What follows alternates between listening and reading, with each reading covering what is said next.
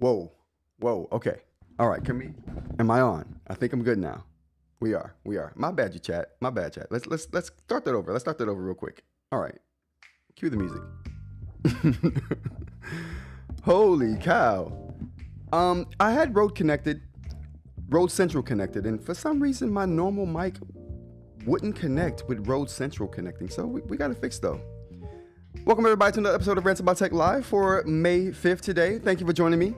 I appreciate everyone for being here. We got the chat started early, so thank you for being in here, you guys. I appreciate the crew for getting it going early. And thank you for hanging out while the sound was not good. I appreciate that. That's really appreciated. Thank you. Like I was saying earlier, the intro got kind of messed up, but we're continuing. We're continuing on. You could have been anywhere in the world today, but you're here with me. I appreciate that on this Cinco de Mayo. Normally, I would talk about the holidays going on for the day, but when you got a holiday like Cinco de Mayo going on, that's it. That's the only one we need to know about. So Cinco de Mayo happening today, and if you're celebrating that, have fun. I'm gonna probably have me a margarita today. Jalapeno margarita to be exact. They're the best. If you haven't tried a jalapeno margarita, oh, you don't know what you're in for. Give it a try. All right. What do we got? What else we got going on here today? Let me turn this thing back on because it's turned off on me while I was trying to get the show going. Just some quick things I wanted to say up front. Just a couple quick things I wanted to say. Just some randos. That's what I got it listed as right here on the Remarkable Tooth. It's this rando conversation before we get the show started because it takes a while before people to come in. I don't want to start all the news before people come in. So, but yeah, let's talk about some rando stuff. The rando thing I want to talk about this morning. Matter of fact, I want to ask a question. What are you guys watching right now? I need something good to watch. So what are you guys watching before I talk about what I recently watched that made me want to jump out of a 3-story window? I didn't clearly because I'm here, but I wanted to. Yeah, so throw those in the chat. What are you guys watching right now? Is it good? If you're watching something good and you're like, I want to share it. What are you watching that's good? That you maybe think no one's watching right now? Movie, show, like series, it don't matter. Either or. I'm going to talk about Andor. I've been talking a lot about Andor lately. So I'm gonna mention Andor again today. First, before I even get started, my eye is wrong eye. Whoa, it doesn't look that bad today. The eye is still slightly swollen. It's going down. I got some medicated drops. You're trying to take care of it. We'll see what happens. You guys let me know. People care about me out there. And I really, listen, I do this and I don't think anyone cares, but people care. And I really appreciate that. So your boys cared about, and I love that. So thank you. But what I want to talk about though is Andor. If you don't know what Andor is a side story in the Star Wars universe. I'm super geeky nerdy. That's what we're going to talk about to start the day off today. Andor is a side story in the Star Wars universe. It's basically the dude who set off the Rogue One events. If you don't know what the Rogue One events are, they're the events that happened right before the prequels. The first movie. Oh no, not the prequels. It wasn't the prequels. If you watch the first Star Wars movie that came out in the 70s, it began with Leia being a holographic image talking about a particular plot. That whole sequence of events happened because of Rogue One. Lots of people died to get that message out. And that's what that story was about, Rogue One. Now, Rogue One had a particular character in there, Andor. This side story focuses just on Andor, one of the pilots in Rogue One. Now, I don't care about Andor at all. I went in watching thinking, oh, everyone's talking about this. The new season's about to come out. Everyone likes it. It won awards the first season. I'm like, I gotta see it. I'm not gonna lie to you guys. I fell out of love with Star Wars for a little while. I'm not gonna lie. It just, George Lucas made a bunch of bad decisions. Then Disney made a bunch of bad decisions. The Mandalorian kind of lifted the Star Wars series up for me again, kind of put it back on my radar. But man, I tell you, it's hard being a Star Wars fan. So anyway, if you like good Star Wars and you care about the lore and the stories, that is. But this Andor story caught me because I'm like, okay, this is just a good story. It's not even it was about the Star Wars universe, but Literally, while you're watching Andor, you forget that it's in the Star Wars universe. You forget because it's not even.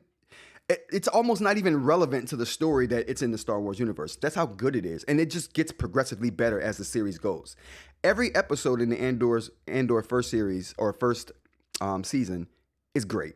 Every episode, there's no filler in there at all. It's all action. And when I say action, I don't mean like people shooting people, things blowing up. It's just action as far as it's just a very entertaining story. Get to season 2, garbage.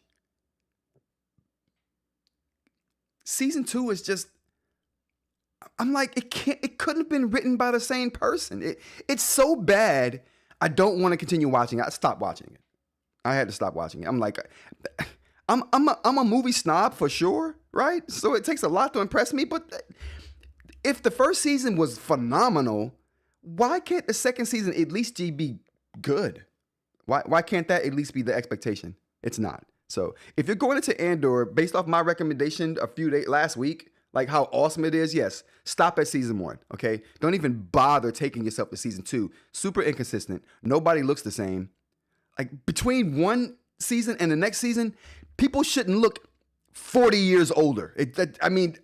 What happened between one season that no one looks like their previous self? Like, I don't get it. Like, I understand they're trying to say some time has passed in the story. I don't know. It's weird. It was weird. So I didn't like that. And I wanted to come on and say that since I talked a lot about Andor last week. It had to be said. But what are you guys watching? Does anyone put anything in the chat there? Power Book 3, Raising Kanan. Oh, what is that? What is Power Book 3, Raising Kanan? I've never heard of that. The Power Book sounds like a MacBook device. Then Raising Kanan sounds like a movie. They probably use Sonora. Listen, I wouldn't doubt it. It was so bad. It was really bad. It was so bad that we had to get to looking up who wrote it. Because I'm like, the person who did the first series or the first season couldn't have been the same person that wrote the second season. I mean, there's a number of different directors and writers, but yes, the same person was involved. And then upon further research, you figure out, what is this person's name? Let's figure this out, chat. Oh, you know what I gotta do though. Oh boy, we gotta take a side mission here of getting one of these scenes set up properly because I realized it was not. Oh boy. Okay, there we go. We gotta pick the right one here, chat. We gotta pick the right one here. Let's be smart about this. Let's be smart. We need the news one, the one with the news on it. Oh, news, technology, bam. Oh, there we go. We were smart about the chat. We got it working. Okay, all right. Anyway, let's go ahead and look up. I want to find out the guy's name.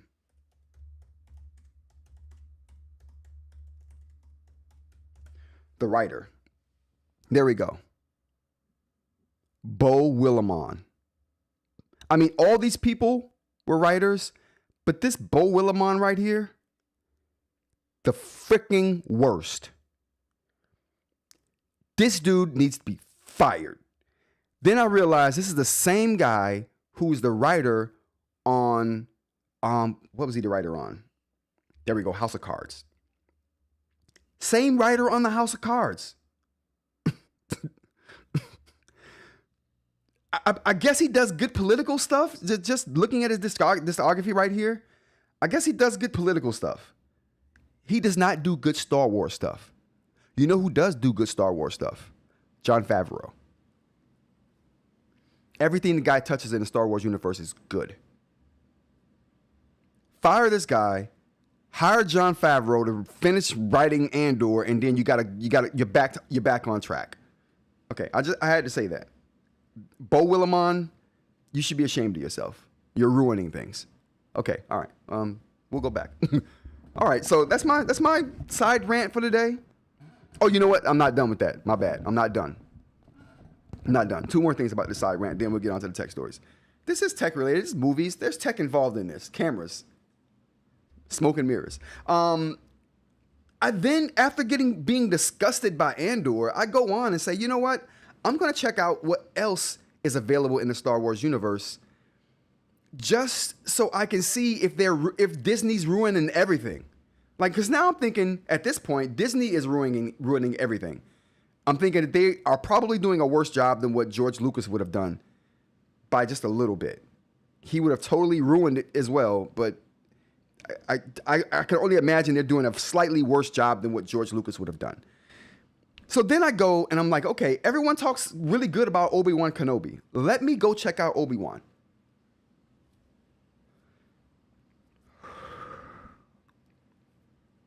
Chat. It's infuriating me as I'm talking about it right now. It's eating me up inside, the fury. I won't unleash the fury, but it's eating me up. I watched Obi-Wan Kenobi. I love Obi-Wan. Obi-Wan has a special place right here. Right here. So I go watch Obi-Wan Kenobi. There's a little girl in that series. She's cute. They did a terrible job picking though. That little girl is terrible. I'm sorry to be talking about a child actor, but she's terrible. Just garbage. I mean, she's cute, but she's garbage. She's a terrible actor. On top of her being a terrible actor, they make some of the most questionable decisions ever in movie and storytelling I've ever seen. I'm sorry, Aaron. This is too much Star Wars slander on May 5th. I'm sorry. Aaron, I'm sorry. I don't. This is why I'm upset, because I go to watch Star Wars on May the 4th, and I'm just disappointed at every turn. Except for one. We'll get to that. So I go watch Obi-Wan. All right, so first off, the little girl is a terrible actor. She's terrible. Secondly, no one seems to care that she's terrible, because she's bringing everyone else's performance down to her level. That's how terrible she is. Then, on top of her being a terrible actor, they do things like, okay, they have the girl running away from people. I won't spoil the story here.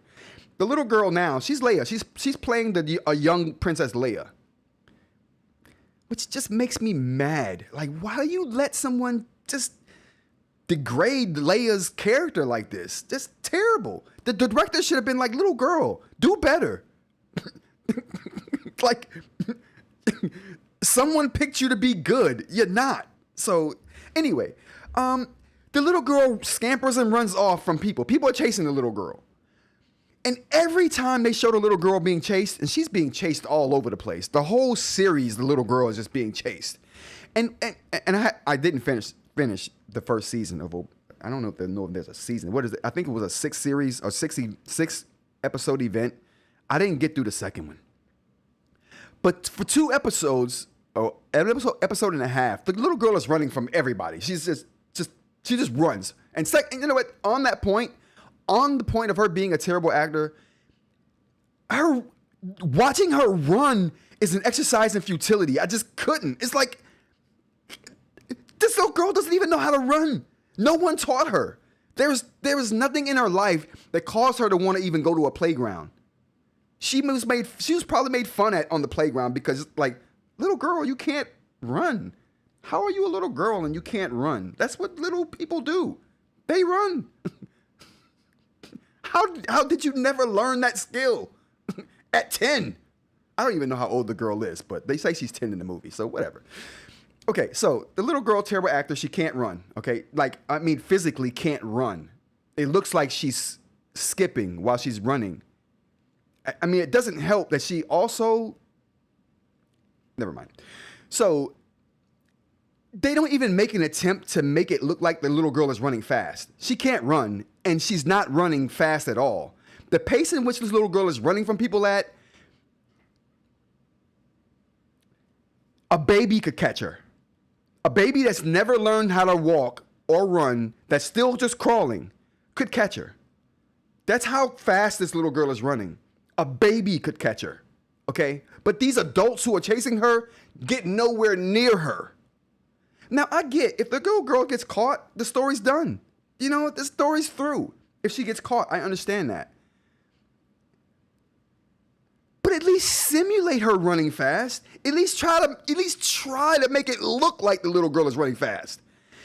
They have people walking and still not catching this girl. She's running, they're walking. They're simulated walking, but they're walking. Oh my God, it's just so bad. It makes me mad thinking about it. Okay, I'm done. Obi-Wan Kenobi, straight trash, okay? If you're watching Obi-Wan Kenobi and you thought to yourself, oh, this is good TV right here, you don't know what good TV is. I'm just going to say that right off. I'm sorry. If this applies to you, I'm sorry. This is not good TV. When you got a bad actor who's pretending to run and the running is walking and no one's catching her, they should pick someone who can run. Or at least speed that part of the movie up to make it seem like she's moving fast. Something should have been done. Everything is in slow motion. No one's getting caught.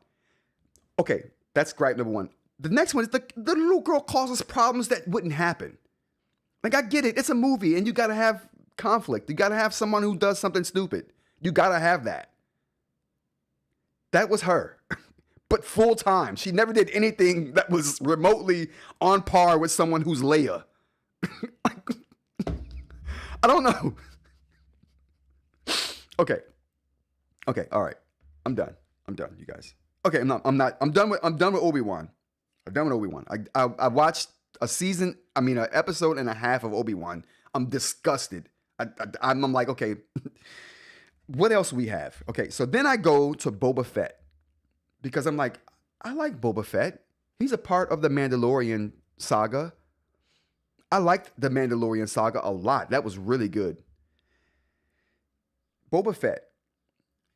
I get to Boba Fett and I'm like, oh, I'm questionable at first, but as I go along, it gets good. And I'm like, okay, this is good. I can watch this. It doesn't even have to be Star Wars. It's just a good story of things happening. So then after I watched the first episode of Boba Fett, I look at the credits and I'm like, okay, so who wrote this? My boy Jon Favreau. They need to just hire Jon Favreau to do everything. I love The Mandalorian too, Mr. Mike. It's great. The Mandalorian is awesome. I'm the truest of the true Star Wars fans, Mr. Media. I'm a diehard, okay? I'm a legit diehard of a Star Wars fan. I can't stand it to go down this route though of being mediocre and just trash. Like, just because you throw Star Wars on it doesn't inherently make it good to me. You got to prove that you're good to me for me to be like, okay, I like this. They just slapped Star Wars on this Obi-Wan thing, and Obi-Wan of all people to do this to. They do it to Obi-Wan. Like, do this to Boba Fett. Boba Fett don't even deserve a good story, but he got one. Obi-Wan deserves the best of the best stories and got crapped on. Okay.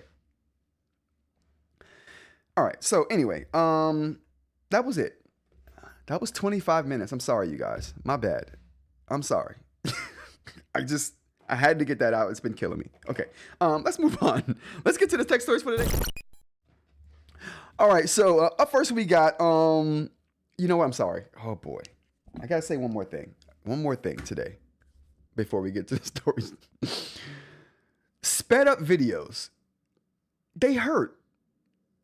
You know what? I'll save that for tomorrow. We've gone 25 minutes. Let's do it. Skype shutting down today of all days. Let's go ahead and check that out. I'm not a big Skype user, you guys. I was never a big Skype user. Oh, whoa. That was morbid. Okay, this is BBC. This is not the story I wanted today. Okay.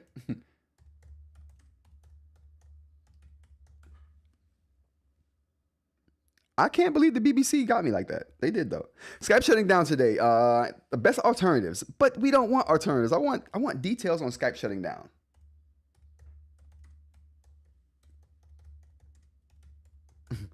My queued up story failed me. All right, Skype shutting down on May 5th.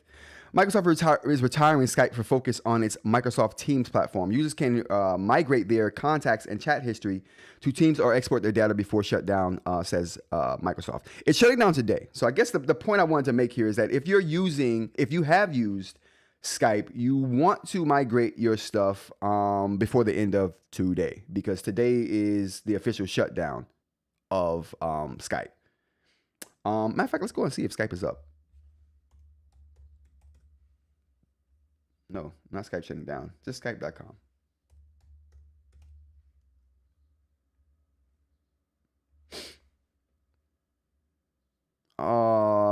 Okay. No, it's a done deal, you guys. It's a done deal. Goodbye, Skype. Hello, Teams. Oh, no. No, there we go. No, we're good. We're good. So you can still get your stuff. You can still migrate. Oh, no. Oh, no. Okay. Yeah, you can still download it as of now. I think, right? Oh, no. It says it's retiring today, but I guess if you haven't gotten your stuff, then you won't be able to get it, because it looks like I can't even download it right now. Yep, you can't even download it. So it's done. So Skype is shutting down today. I mean, Skype has been a mainstay in the like internet culture, right? And I just feel like, wow, one of the mainstays in internet culture is gone. Another one bites the dust.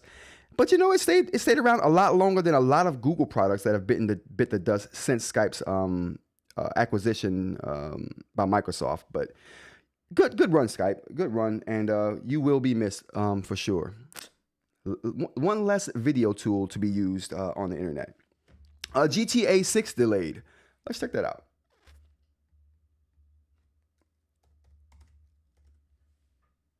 All right, so we got a delay of GTA 6. Why do I care about GTA 6 being delayed?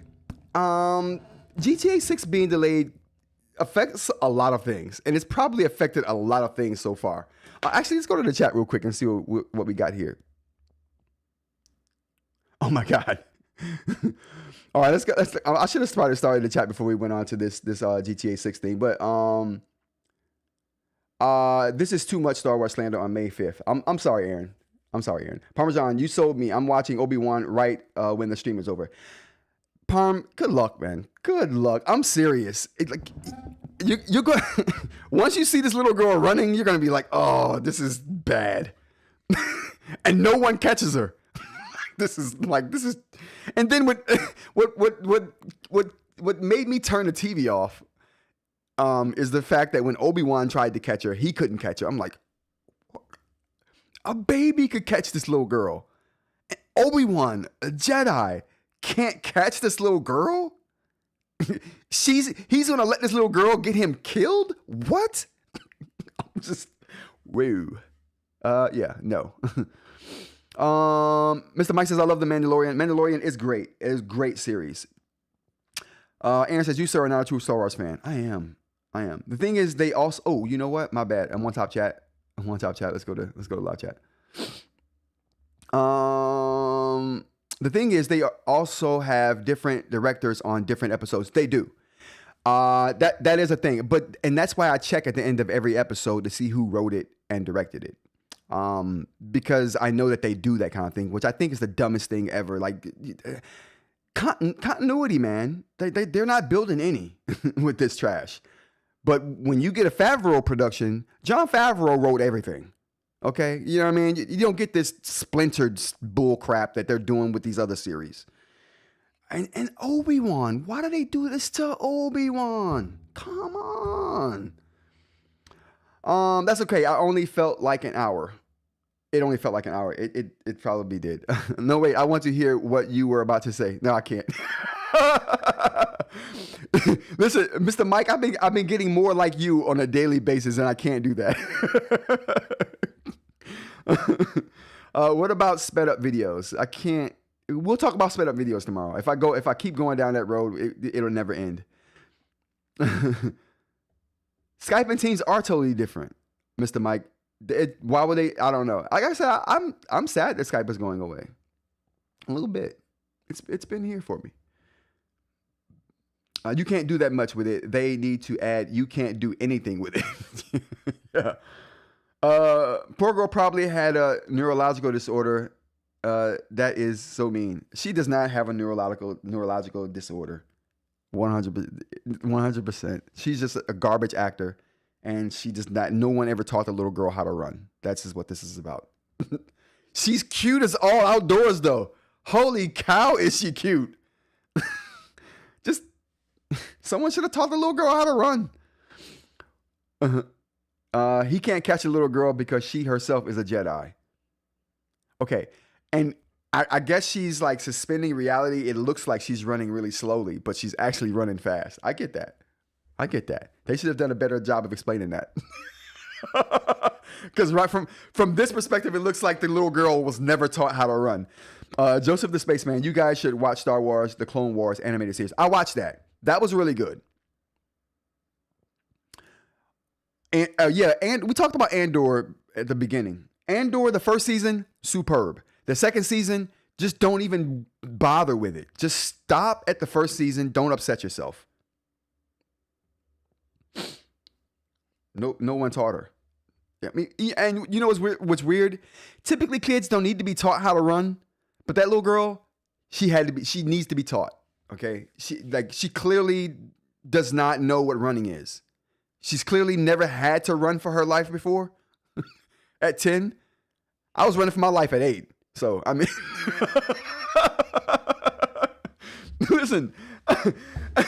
When I was 10 years old, let me share a story. Let me share a running story with you guys.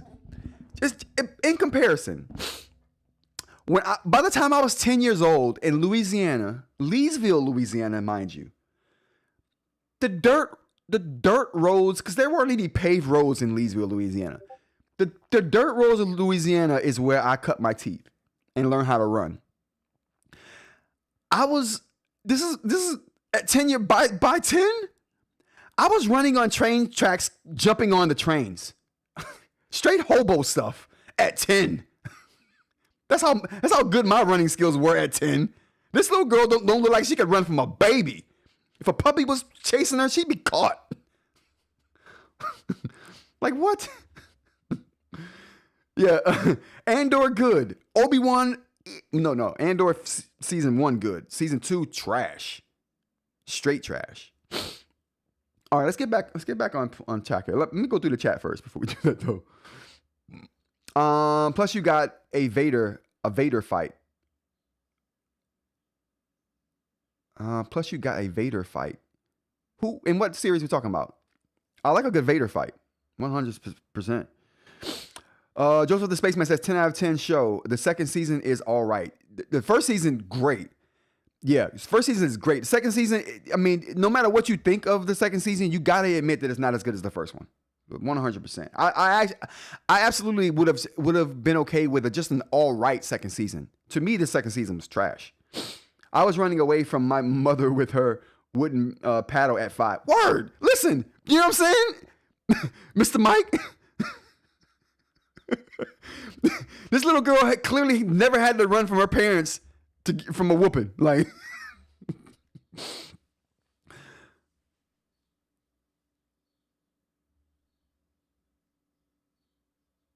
oh snap! She that's why we get along so well. She just said, "Oh my gosh, I lived in Leesville way back in the day. You were there first, I am sure. Yeah, I was there back in the early late 70s. But I know exactly what you mean. Oh, that's right. You didn't finish the season to see Vader. No. Oh. There's a Vader fight in Obi-Wan? Oh, yeah. Yeah. I would imagine there's a Vader fight in Obi-Wan, but I don't care. You know why I don't care, Aaron? Because the lead up to it is so trash that I won't even get anything out of it. I'll feel nothing over the fight. Part of what you feel during big moments like that is the lead up. I can't trust this lead up to be any better than what it's seeming right now. I can't. And I don't want it to ruin my vision of Obi-Wan being a badass. Like this season, I don't know. This Obi-Wan series. Obi-Wan makes a lot of questionable decisions in that Obi-Wan series. Like, really, you Obi-Wan? That's what you choose to do here? This is bad writing, man. Some of that stuff Obi-Wan would never do, and I'm saying it like he's a real person, but you know what I mean.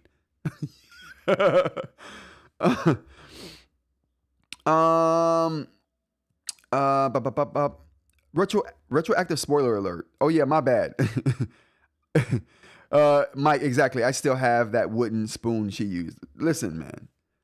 Listen, we talked about getting paddlings in school last week on the live. This little girl clearly never had to think about that. I guess I wasn't a good runner either. She broke the paddle on my, oh yeah. But at least you knew how to run, Mike. This little girl doesn't even know how. She's like, little girl, stop it. They've been doing Obi-Wan dirty since the prequels. Yeah. I'm so surprising his own series is the same. Oh, so not surprising his own series is the same. You're absolutely right, man. You're absolutely right there, The Rock. They've literally been doing Obi-Wan dirty since they started doing the side quest stuff and the new series. I'm like, Obi-Wan deserves the best. Like of all the Jedi, Obi-Wan.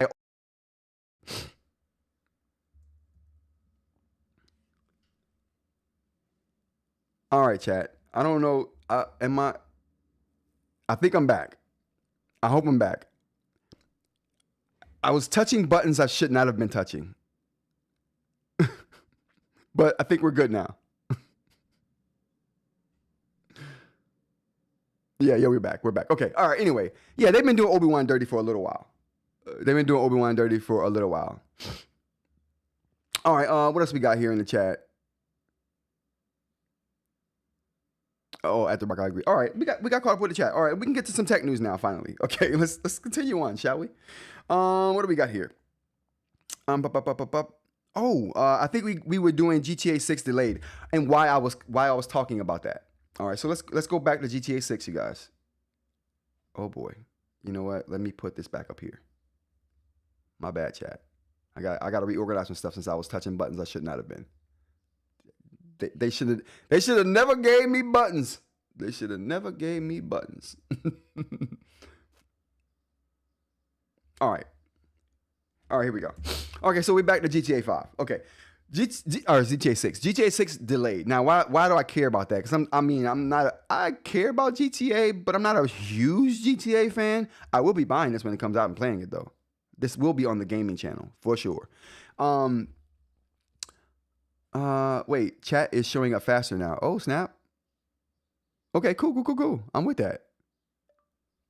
We did something good. Maybe me disconnecting and reconnecting was good. I messed with this wire and hit a button. It wasn't intentional.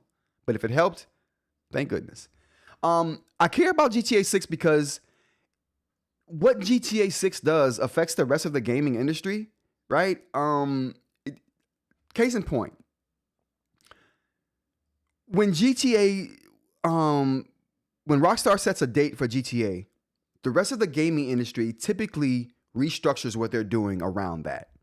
Like if you were releasing a game on the release date of GTA 6, you were probably rethinking your release date when they said they were releasing their game on a certain date, right? So that's what I mean. It's such a huge event that it affects the rest of the gaming industry. So the date they set affects what dates other companies set.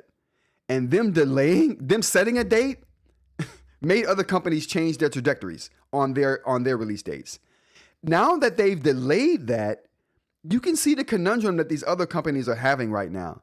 Now they're forced with a decision, okay, now, do we change our date again to accommodate their new date, or do we just stick it out?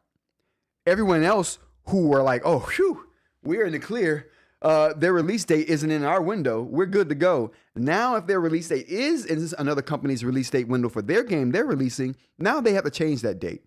So I think it's interesting and curious to see what the rest of the industry does after this happens, right? So that's why I kind of wanted to bring this up. But it's delayed until May 2026. So this is a really interesting development in the fact that other things are going to happen because of this, and I'm just kind of waiting for the other shoe to drop. When it does, we'll talk more about it. right, let's get to the next thing we got here. So I came across a phenomenon, the number 2. And someone told me a long time ago, not a long time ago, this is maybe last year, that 2 isn't a thing. Like the number 2 legitly is not a thing in math. We make up a lot of things for 2 to be a thing. I had no idea. I'm like, why 2? I didn't believe him. I saw something today that says that 1 plus 1 is actually not equal to 2. Let's check that out.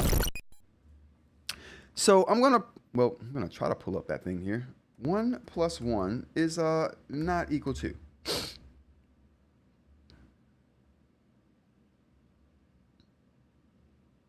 Oh boy. All right, let me NPR.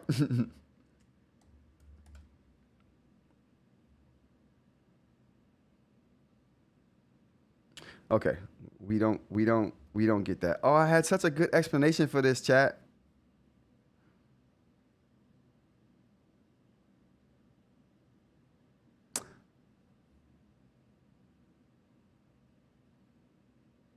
Okay, I don't have the dang. It sucks. I had a article queued up for how from NPR. I can't find it now. Where 1 plus 1 is actually does not equal 2. And I had heard this, like I said, a while back. We'll look at it. I got a Reddit post pulled up here. We're going to go through this too, but just to talk about what I kind of found out from this. And I guess we can all do our independent research on this. But, oh, snap. Let's look at the rock says 1 plus 1 is less than or equal to 2 in vector and complex math. Okay. So you chose 2 not being a thing over the sped up video story. Yeah, absolutely. This is still tech related. Well, it's science related, right? I think it's interesting. You have to have math in technology, so this is loosely related. But I think it's so interesting, right? We've been taught our whole life 1 plus 1 is equal to 2, but that's not essentially the case. You know what else I think in math is super interesting? That there are really no such thing as positive numbers. The world is really made up of negative numbers. Don't believe me? Add 2 negative numbers and you will get a positive number. It's just I don't know. It's a very weird phenomenon. But yeah, so this is very interesting to me. I think it's very interesting.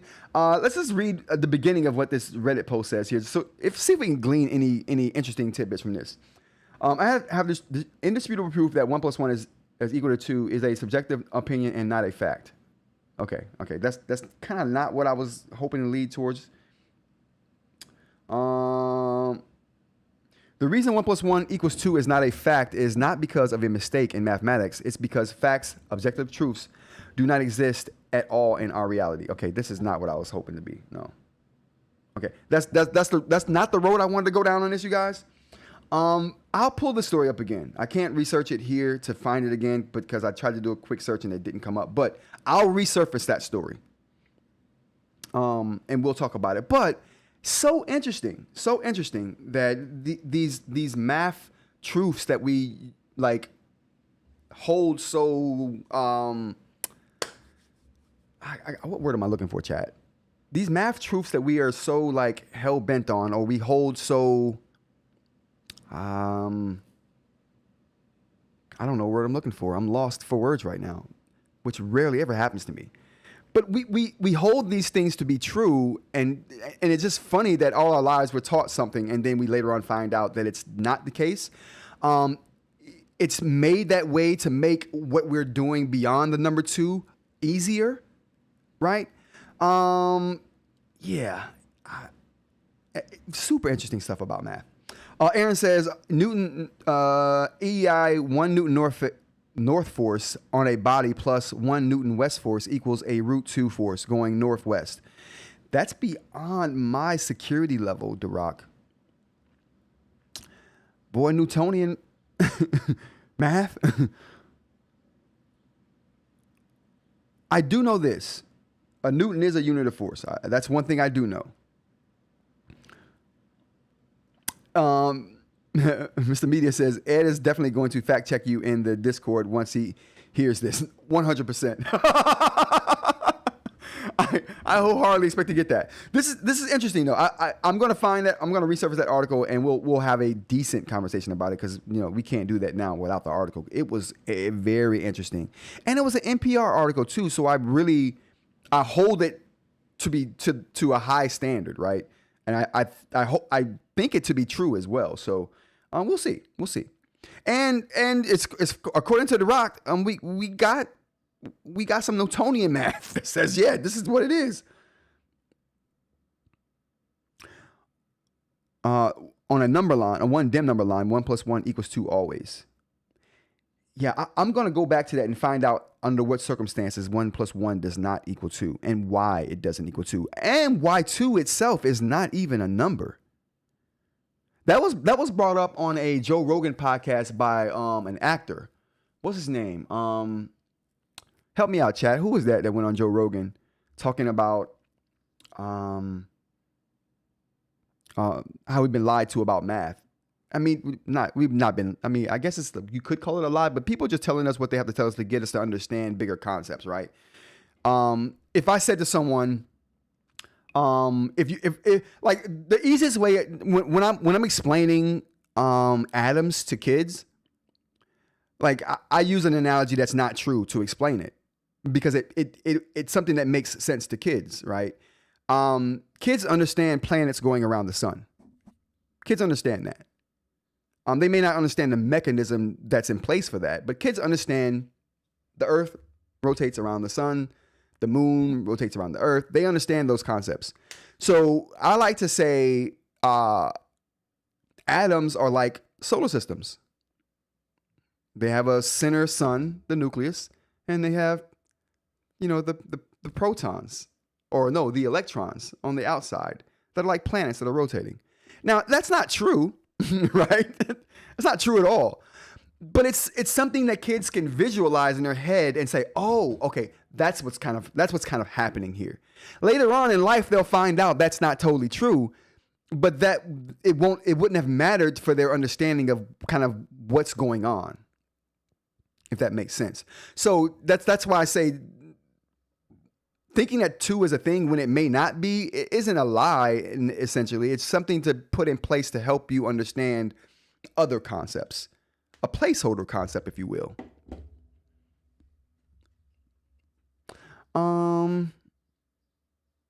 Even though the electron cloud is a cloud, and it's not precise at all, people kind of get that. Oh, Terrence Howard. There we go. Terrence Howard will make up his own logic. There we go. Terrence Howard. Let me check Joe Rogan's CV. Yeah, not mathematical. No doubt. But Terrence Howard was on Joe Rogan explaining some things. Now Terrence Howard may not have been 100% on all of what he said. He did have some merit because Joe Rogan brought Terrence Howard back with an actual scientist so they could talk through some of the things that Terrence Howard had been saying on the show. And the scientist himself even said, hey, there is some merit to some of this, not all of it. And Terrence Howard makes a whole bunch of assumptions, right? And saying some of the things he says, but there is merit to a lot of what he was saying. So now I don't know. I'm not a scientist. I'm somewhat of a scientist. I'm not a scientist in that field. But the point of the matter is, interesting nonetheless. He brought up the fact that 2 doesn't exist. The scientist that was there, brought on by Joe Rogan, also admitted, yes, not for the reason that Terrence Howard thinks, but it is a thing. And Terrence Howard was was simplifying that notion of 2 not being a number. And then the scientist, I don't want to, you know what? I'm going to stop saying the scientist and just find out what this guy's name actually was.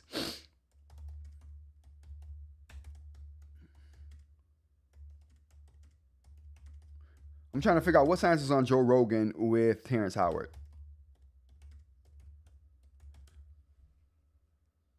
Eric Weinstein. So Eric Weinstein is the scientist that went on Joe Rogan. Very interesting conversation. If you haven't seen that episode, either the one with just Terrence Howard or the one with Terrence Howard and the scientist, which is probably the better one because there's someone in the room to check Terrence's thoughts and ideas, right? So they don't go unchecked. But yeah, so that's probably the better episode. It's a totally interesting conversation, 100%.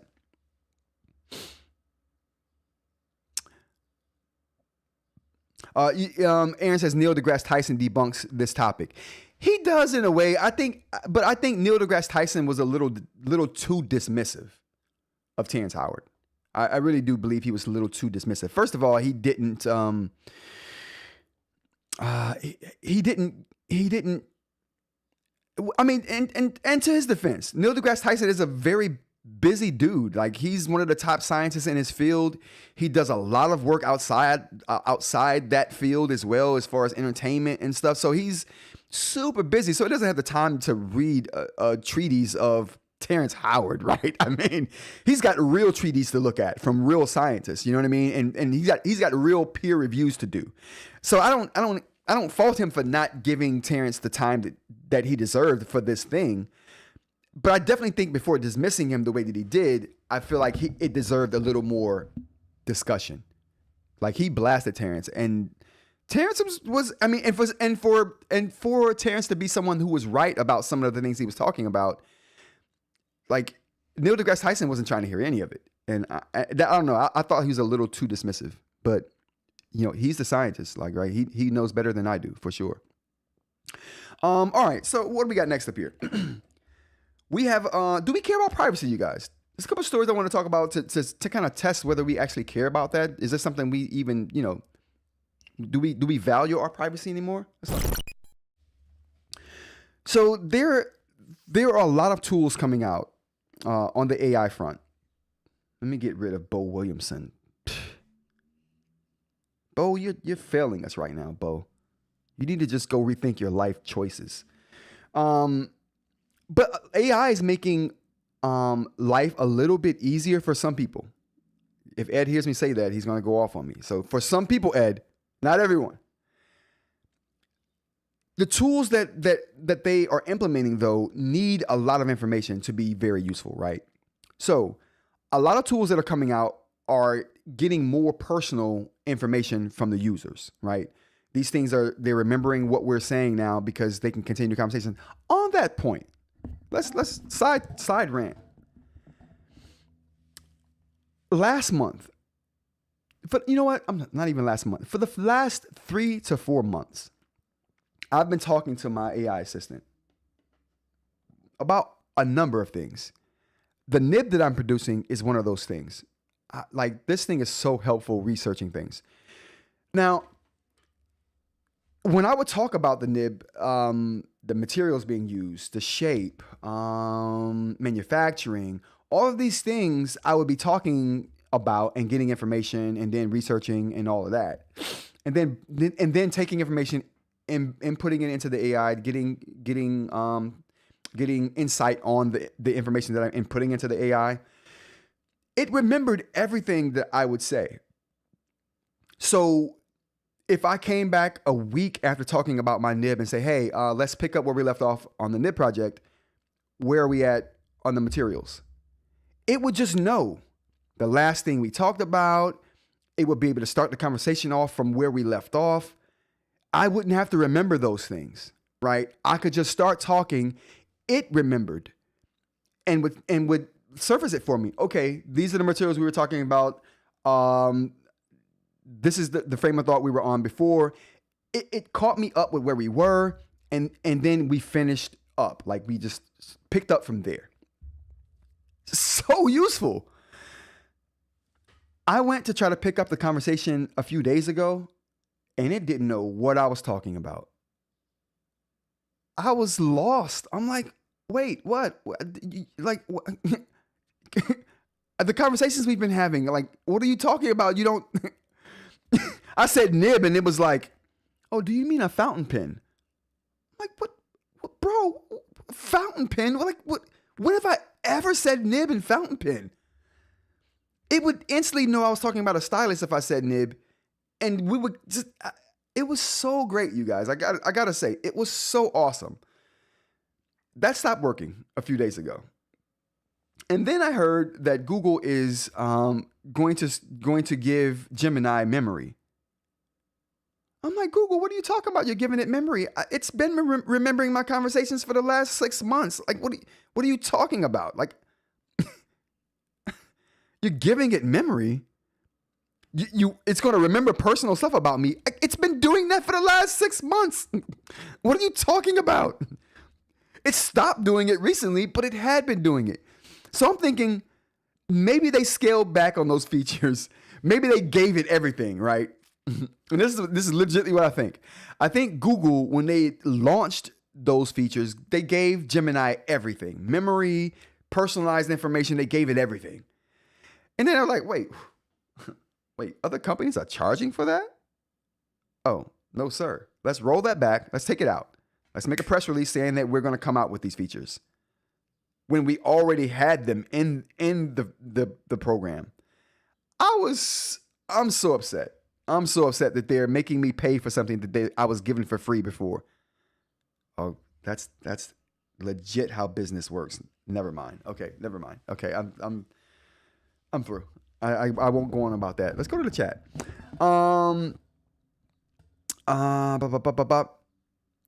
In AI defense, the fountain pen tip is called a nib. It is. But every time I would say nib to the AI after explicitly talking to it about a stylus nib, it never mistaken that. It never made that mistake.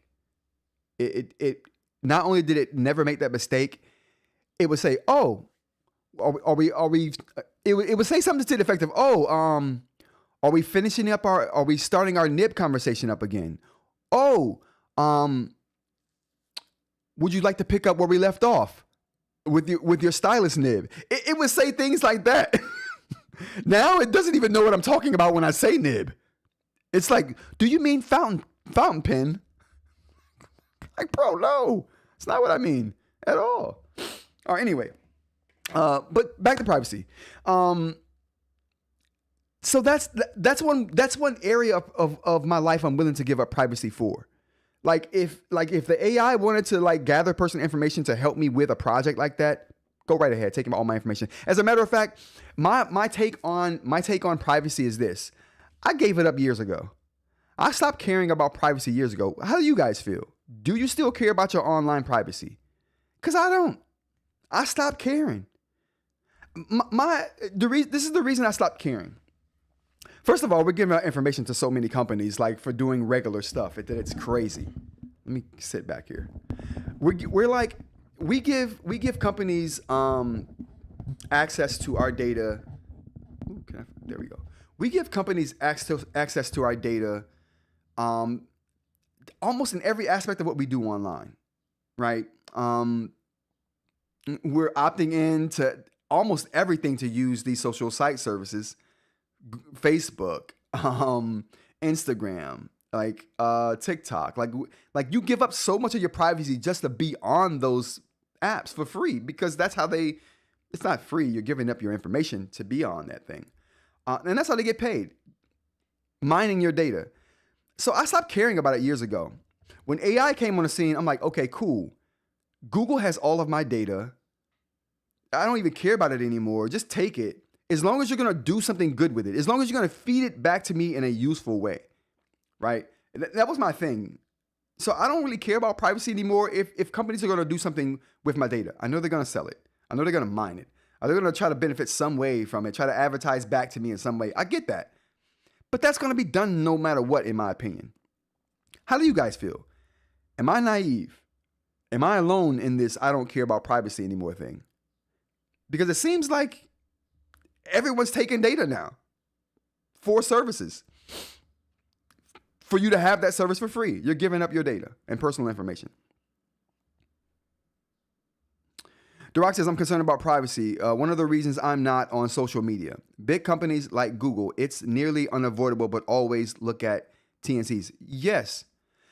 Like like terms and conditions, terms of service, all of those things, no one's reading that. And they know this. So they can put anything they want to in that literature, and it doesn't mean a thing. Sheen says there's no such thing as privacy. That's what I'm getting at. That's what I'm getting at right there. You said it before I had a chance to, Sheen. Like, we're two Southern Louisiana living people. I can't, but I literally have never met anyone else from Leesville. This is so crazy. So crazy. Anyway, but that's where I was getting. That's what I was getting to. There is no more privacy. If you care about it, it's almost a moot point at this point. But who cares? Like, and I want to know why you care and what you do to protect your privacy, because you've got to be jumping through tons of hoops and hurdles to protect your privacy at this point, if it's something you still care about, which is why I don't anymore, because everyone's taking it. I was racking my brains, VPNs. I'm hiding behind firewalls. I'm not using certain apps that everyone else is using. I'm like, you know what I mean? It got bad for me for a while. And then I was like, you know what, bro? If you're going to be in the world, your privacy is gone. The Rock says they can put anything on TNCs, but whatever I get a chance to opt out, I opt out. It's also why I'm glad the EU has GDPR, because it allows me to opt out. Well, the EU is different in that maybe you do have privacy in the EU still, because that's a country that actually cares about their citizens, right? In the US, they don't care. There's no citizen protections in the US. Like there are people who get paid to like care about citizen protections, but then there are people who get paid a lot more money to make sure that isn't a thing. Companies are paying people a lot of money to make sure that isn't a thing. Corporations rule the US. That's just what it is. Companies and I mean, I would argue that that's the way the world works, but it doesn't seem to be that way in the EU. I'm not going to hold you.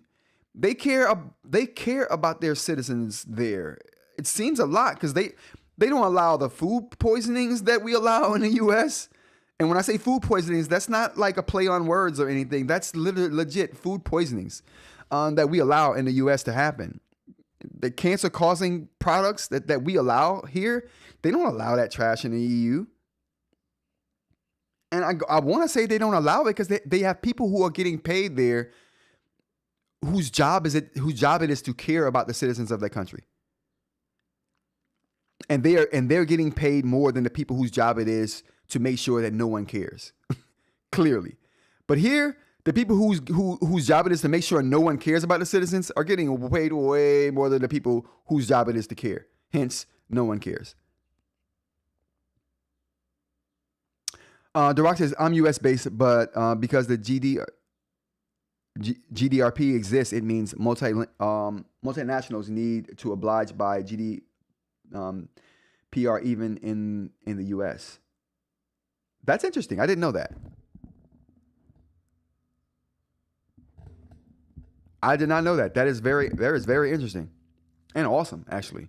But yeah, so they definitely care about and not only in that way. The EU cares way more about their citizens and what they allow privacy wise. They don't allow certain companies and entities to gather certain information about their citizens. Like in the US, no, there's no one that cares about that. Like they care. But they care about privacy, and I think if you care about privacy here, you're doing a lot to preserve that, right? You're doing a lot to preserve your privacy if you care about the privacy in the US. Google P.Context, which is why I'm really talking about this. Let's take a look. So P.Context in AI. Let's take a look. I think it's personal context is what the P stands for.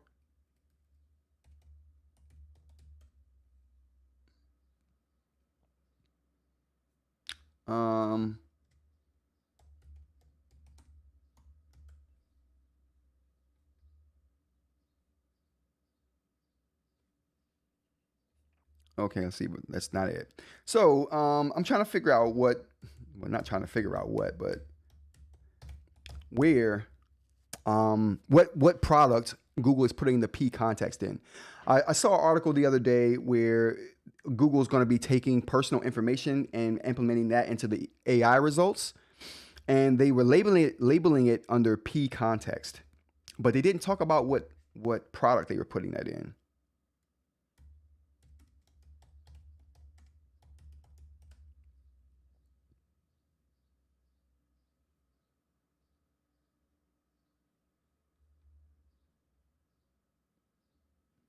Wow. I'm telling you. So 2023 Pro Context. No, so they have a couple things. Pro Context is one of Google's tools, and then you have Personal Context. And the Pro Context is drowning out the Personal Context.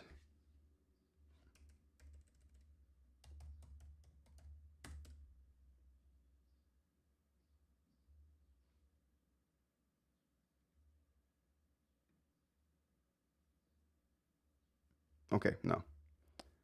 Well, anyway, Google's new tool is a personal context tool they're adding to their AI tools. They didn't say exactly which AI tool, which is what I've been trying to find here, but I will do some digging on that as well. But the point I bring up your personal privacy is the fact that Google's adding these personal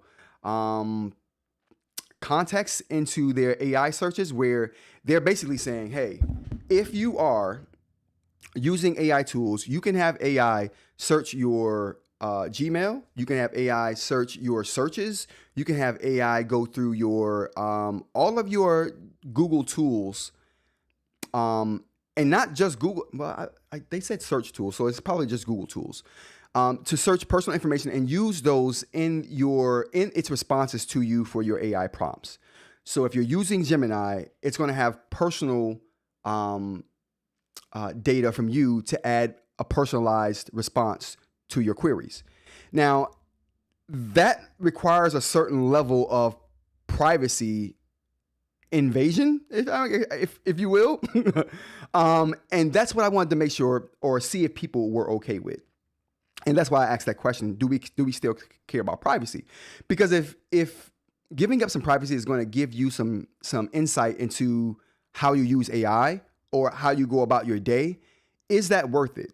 Is giving up your privacy worth getting better responses from AI? But I think we answered that, and the answer to that basically is we don't have too much privacy now anymore. Anyway, I just want companies to do something good with the tools, right? If they're gonna serve me up, take case in point, there are AI tools that are listening tools like Plaid. Plaid is one. B is another one that you can put on your wrist, and it basically listens to everything that happens throughout your day. Everyone you talk to, all the talking that you do, it records. If there's something that you said you were going to do, it basically, can we pull up B here?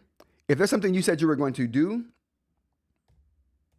it adds it to a to-do list. If someone else said it's something that they were going to do, it adds it to a separate list. So it itemizes things that happen throughout your day.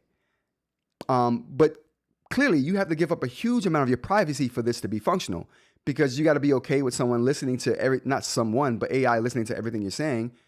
Where's that data going? Is that data being used in another way after it's left your device, after it's been transferred to the cloud to be processed?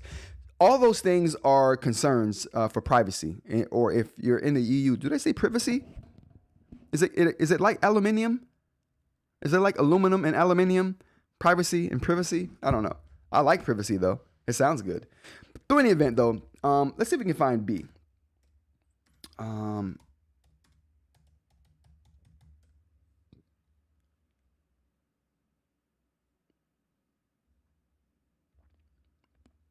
All right, so this is it right here. So Plaid is another one of these things that does this sort of thing. Plaid also will categorize conversations and try to present your information, or present information that you've gone throughout your day, or that it's gathered from you throughout your day. Try to present it to you in a meaningful way. And I think that's super useful. But it doesn't create to-do lists. And I'm telling you, I don't know why to-do lists caught my ear when I heard about this thing. But the fact that it listens to you all day and creates lists of things that you can do, or lists of things that you have to do based off of what you've said throughout your day, is awesome. I love that. But like I said, again, you have to give up a large piece of your privacy for this to actually work. And are we okay with that? And I think in today's world, yeah, right? I mean, I've just resolved that there isn't privacy anymore. Like eInk was just saying, that's kind of the point I was getting to. I've resolved to believe that there just isn't privacy anymore. So I would normally shut myself off from a device like this, but I'm like, in a world where privacy really isn't a thing, yeah, just if you're going to use my data, cool. Use it in a good way and feed it to me in a meaningful way that I can get some insight from it, right? Like, because if I said a bunch of stuff that I don't remember throughout my day and this reminds me of those things, that's super useful. That's super useful.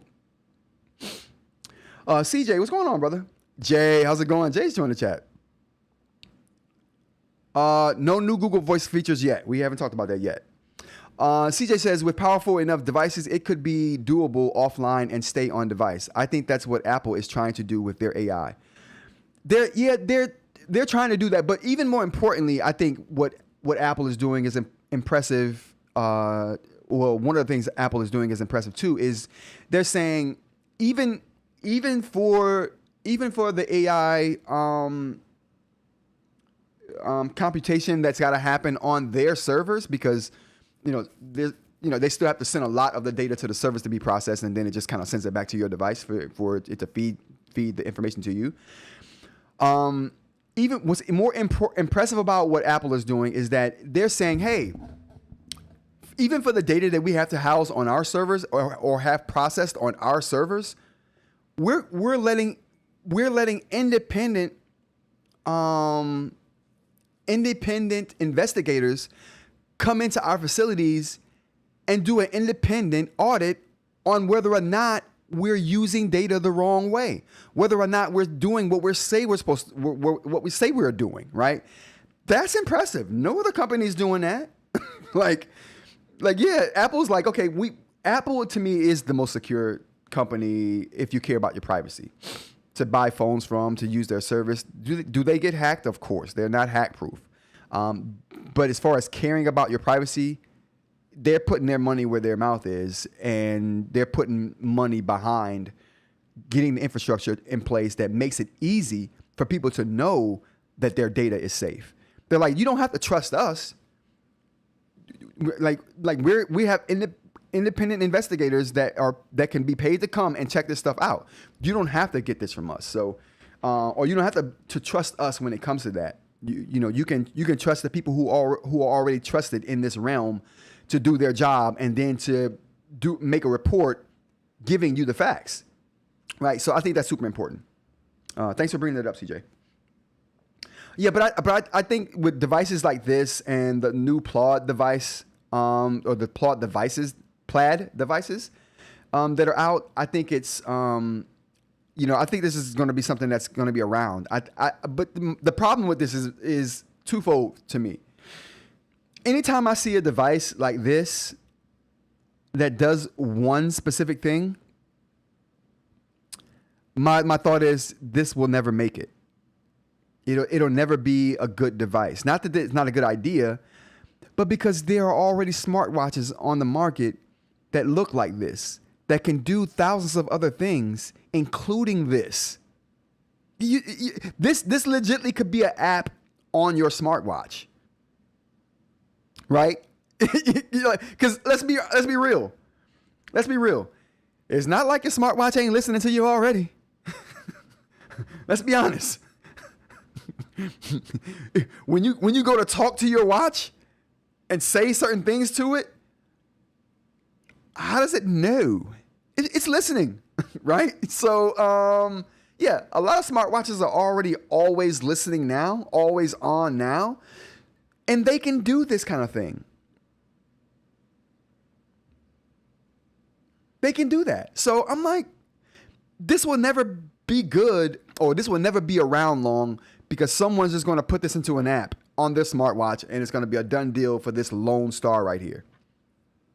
That's why I never buy into these lone things, these things that do one thing.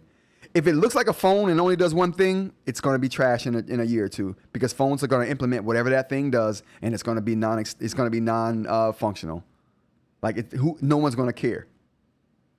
No one's going to care at all.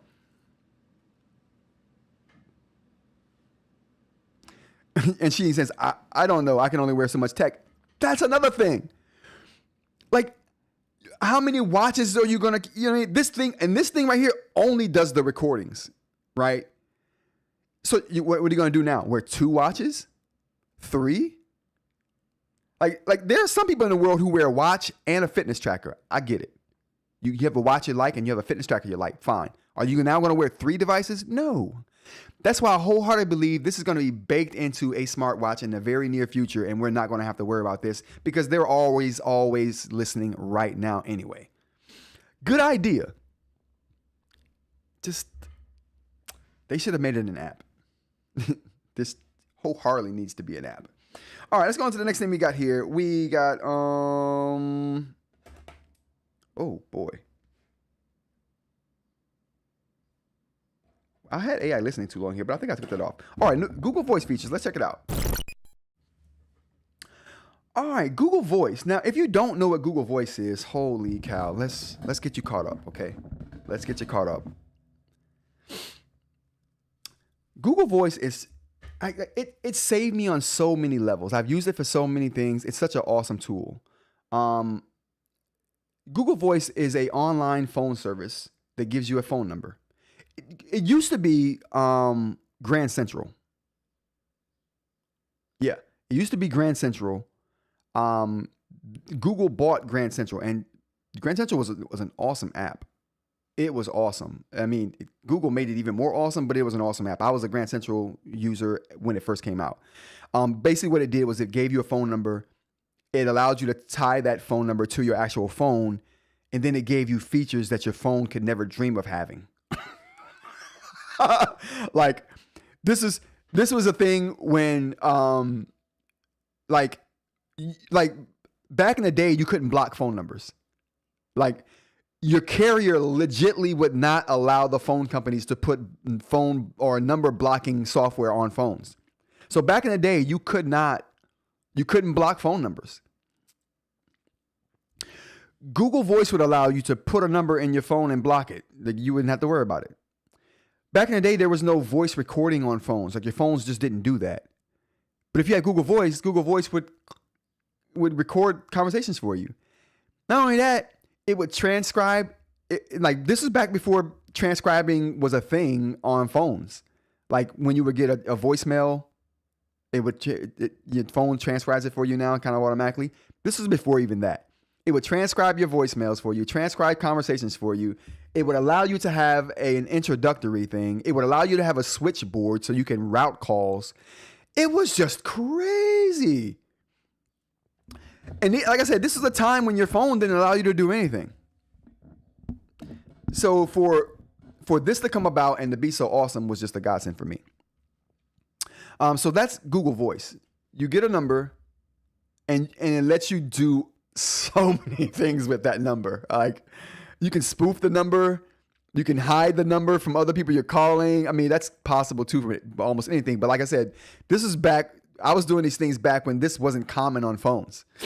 So awesome service, and it just keeps getting better. I haven't used it because, you know, like I said, a lot of these services that I was using it for, phones slowly started to implement. So I don't have as big a need for Google Voice as I did back in the day. And I was using it as a business phone too. And you know what? That's not a bad. I might be able to just give Rants About Tech its own phone number. That would be awesome. Let's go to chat real quick. Before I head to this story, I ported my my NYC area code number to Google Voice and never looked back. Dude, yeah. I mean, I used Google Voice for so long, and I still do for old stuff. For old stuff, I use it just to just to see what messages I had or just go back and get information. It was so cool. Everything was on text. All your calls were text-based. All your messages, all your voice messages were in text. Google Voice would send you emails of those conversations, instantly send you emails of those conversations. It was great. It was so great. I mean, it still is great, but Owen says not available outside US. Oh, that sucks. For Cinco de Mayo, posted a recipe for lentil smash tacos on Discord. Ooh, veg or non-veg, doesn't matter. Tasty regardless. Thanks, The Rock. I appreciate that. Because I am a vegetarian, if you guys don't know that. I'm a vegetarian, have been, 15? Not years, since 15. I'm wearing a smart diaper. I don't know what it's supposed to do.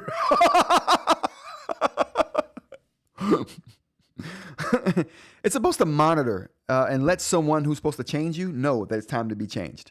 Okay, that's what that smart diaper does. How cool would that be, though? We need smart diapers. That's not a bad idea, Mr. Mike.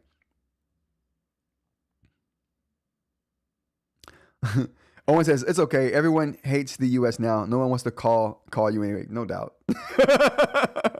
And it's so sad that that's the case.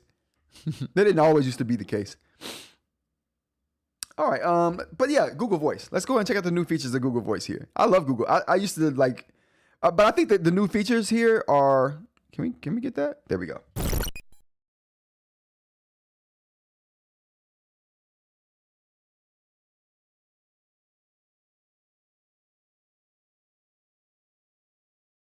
Whoa.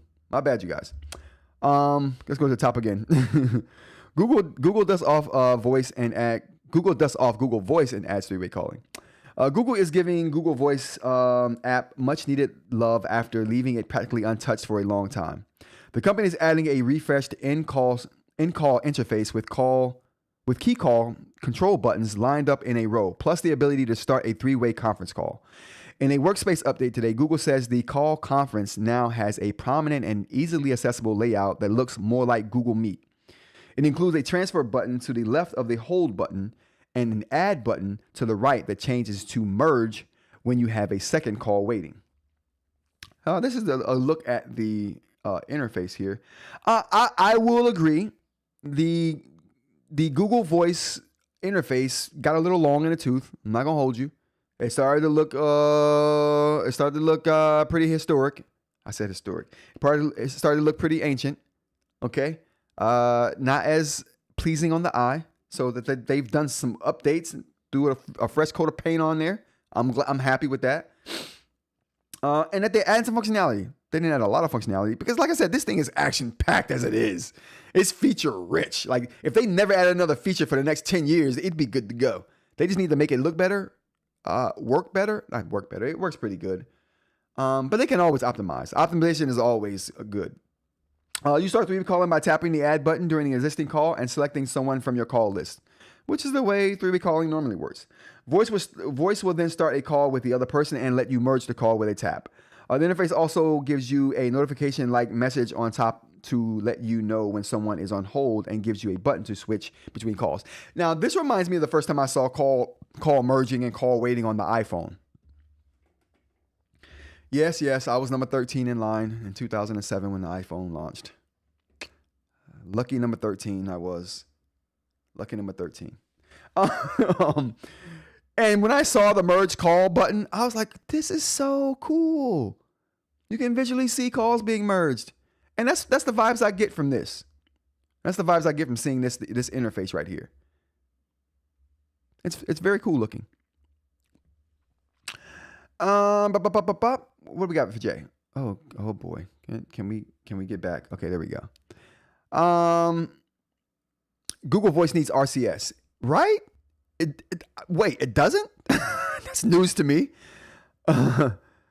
Overnight, but hurry up and get comfortable with this fantastic service. It'll be joining the Google graveyard in the late 2027. That's so. You just never know at Google what's going to be around. You know what service I used to love that had an awesome feature that got crapped on by Google?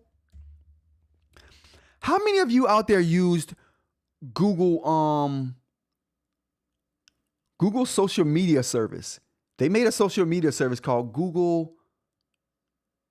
Oh my God, I can't remember. I can't believe I don't remember what the name of that service is. I loved it. Chat, I know one of you out there used it. Throw it in the chat. What am I missing? You know what?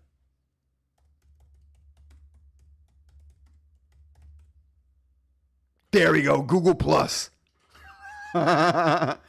Google Plus. There we go, Mr. Mike. Yeah, Google Plus. Google Plus was actually really good. It was. Like, chat, I don't know if you use it or not. But they had this. This is the feature I loved about Google Plus. I don't know if you guys ever used this feature on Google Plus. But Google Plus was like any other social media site. But it was better because it was Google run, and it would allow you to do things around the internet on Chrome, and it would just show up on your Google Plus feed, which was so useful. Like, because you're on Chrome anyway, a social media site that embeds their tools into Chrome and is interchangeable. Oh my God. Oh my goodness. Holy cow. Google Plus was way better than Facebook. Way better. I don't know why Google killed it. If they had just given it a little longer to bake, it would have been good. They could have killed everybody. But anyway, they had this service that was called Around Me. And it would only surface the messages and posts and pictures and things and videos and like that from people who were posting around your area in like a 5-mile radius of you. And I think you could specify the radius of what your Around Me meant to you. Like, you could specify whether the 5-mile radius, 3-mile radius, 10-mile radius, or whatever the case may be. But once you specified that, or maybe it was locked in, I can't remember. But I do remember, like, it was so fun. Like, I'd be bored at work. I worked in retail at that time. I'd be bored at work, and I would just go to Google Plus and go in the Around Me section of the app. And it would just surface the posts that were posted around from people that like were in my area, and we'd be talking, and like I'd be like, "Yo, bro," like if there was something that happened on the corner of a certain spot that I was at, and I was at work and I didn't know what was going on, I would go to Around Me, and it would undoubtedly be people talking about that because it was only surfaced the posts from people who were around me. And someone would undoubtedly be around taking pictures of it and had posted it or something. Or I could have a conversation and ask someone who was there and who's on Google Plus. It was so nice. It was so nice. I miss that feature. I they need to bring that back. What is the chat? Jay says I'm old enough to remember pre-App Store jailbroken apps in the OG iPhone with Cydia. Yeah. And that whole world was awesome. Basically, Unix on a phone. It was great. And we were jailbreaking and making the phone do things that it could do that Apple just didn't want us to do. The first iPhone was capable of recording video, but guess what? Apple wouldn't allow you to do it. But if you jailbroke it, you could record video, and I did. Blocking numbers. You couldn't do it on the iPhone, but if you jailbroke it, there are apps that allowed you to do it. This wasn't pre Google Voice. I already had Google Voice at this point, I think. No. That's pre Google Voice for sure. But you know, and what else was cool? All the apps on the iPhone in the early days were all web apps. I was telling Ed in the Discord about that over the weekend. We were talking about Notebook LM and how Notebook LM, the app, will be available in the App Store and in the Google Play Store on the 20th of this month. Ed made the point that it's already in the App Store, and I'm like, yeah, it's in the App Store, but it's not a local app. It's a web app. So basically, it's an app that only is a signal or a pointer to a website that's basically made to look like an app for your phone. But it's not a local app. It's on the internet. But that's the way all the iPhone apps were in the beginning. This is before Apple figured out their whole App Store strategy, right? They wouldn't allow people to make apps for the phone, but you can make web apps. and they had web app SDKs and all that. It was a great time to be an iPhone developer. I even dabbled. I mean, I became an I became an Apple developer during that time and dabbled with some tools. Me and my brother, I think, both became iPhone developers. Not iPhone developers, but became Apple developers at that time, just to dabble with what the iPhone could and could not do. Very interesting stuff. Yeah, but sideloading doesn't get. I did. In fact, their universal sign-in used to be based on Google Plus login. Yes. Yep. Exactly, Mr. Mike. Exactly. Yeah. Google Plus was an awesome app. If you guys don't remember, I wonder if I could bring up what Google Plus used to look like.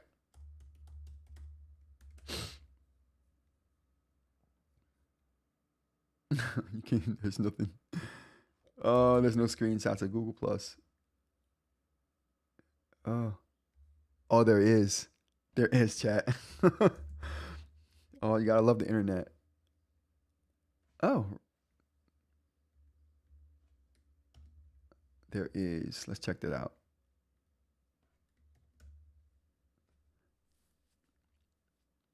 Man, Google Plus, dude. I miss this thing so bad.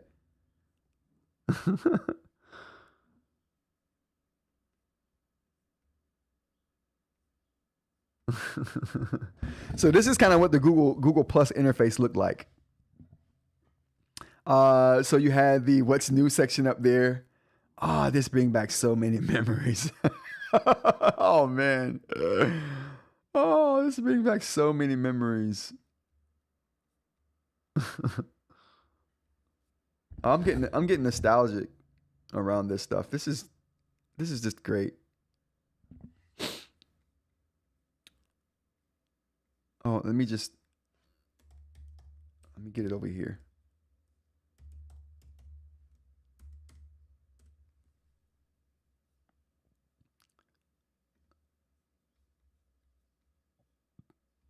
Oh, chat, this is so awesome. Ah, come on, Verge, you killing me, bro. You're killing me. The Verge is so scummy for doing this in the Chrome app. They don't do this in the Microsoft app.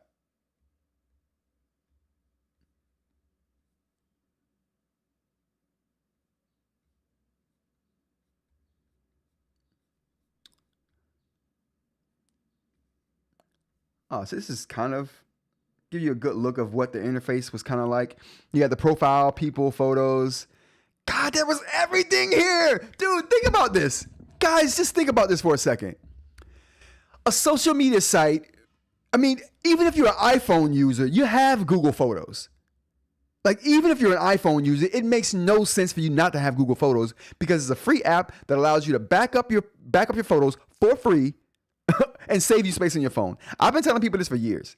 That Google Photos is sort of an essential app no matter whose phone you got. Put Google Photos on your phone. Like you won't regret it. You won't regret it. Anyway, all my photos are in Google Photos. I know tons of iPhone users who have all their photos in Google Photos. So Google Photos is there. So any photo you want to pull up is right there. Like you could have just pulled it from Google Photos. People would have been taking from your Google Contacts. And I've been creating over 20 years of Google Contacts. You got the what's hot, the community, events, hangouts, pages, local. Oh, there we go. Local was what I was talking about. It wasn't around me. It was local. And it would show you only posts from people that were in your area. Oh my God, this is so awesome. This was such an awesome social media site, man. It did so much right. And if you're a Google Calendar user and like come on. And at the time, people were using Hangouts. I think Hangouts is defunct now. I don't know what Pages was though. Maybe business pages, maybe. I don't remember what that was exactly. So interesting though. Such a good time in those days for social media. Owen says I don't need root. Apple says I don't. Right, but the thing about that is that Apple can't go 5 minutes without a corporate pissing contest. It's happening with Epic. It's always happening with Google, and I still can't game on a Mac. And you know what's so weird about gaming on a Mac? I don't know why it's not a better gaming platform. I don't know why the Mac isn't a better gaming platform. The benchmarks kill, you guys. Even for gaming, the benchmarks on, like my MacBook Pro right now will be a killer gaming system. No one's making games for it though. I'm not sure if Apple doesn't supply developers with enough tools to get the job done. I don't know if there's licensing involved. I don't know if it's difficult to program games for the Mac. So developers are like, nah, we don't want that headache. I don't know what the reason is. It ain't the power though. It's not the internals. I mean, it could be in the internals, but it's not the power that the internals have. Because they're plenty powerful enough these days. Listen, when your system can do ray tracing, okay, 4K ray tracing, you can pretty much play almost anything out there, okay? And all the new Macs can do that.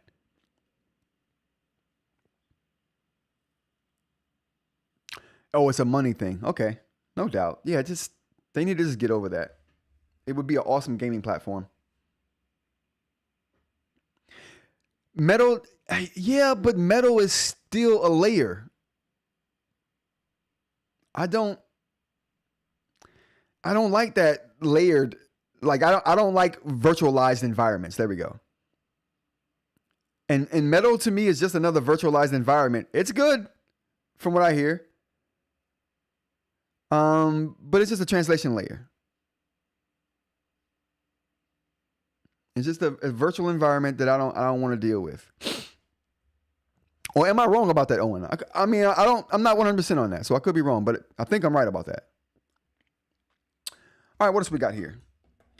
I think that, oh yeah, Jeff, like listen, at the end of the show, I wanted to bring up Jeff's earnings call video. If you guys are interested in eInk, okay, and you are interested in the direction of the industry, Jeff just put out a really informative video. I watched it like 3 or 4 times. I'm not gonna hold you.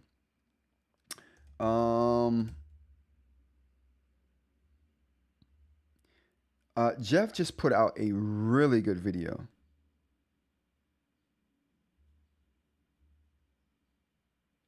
Let me see if I can pull it up here.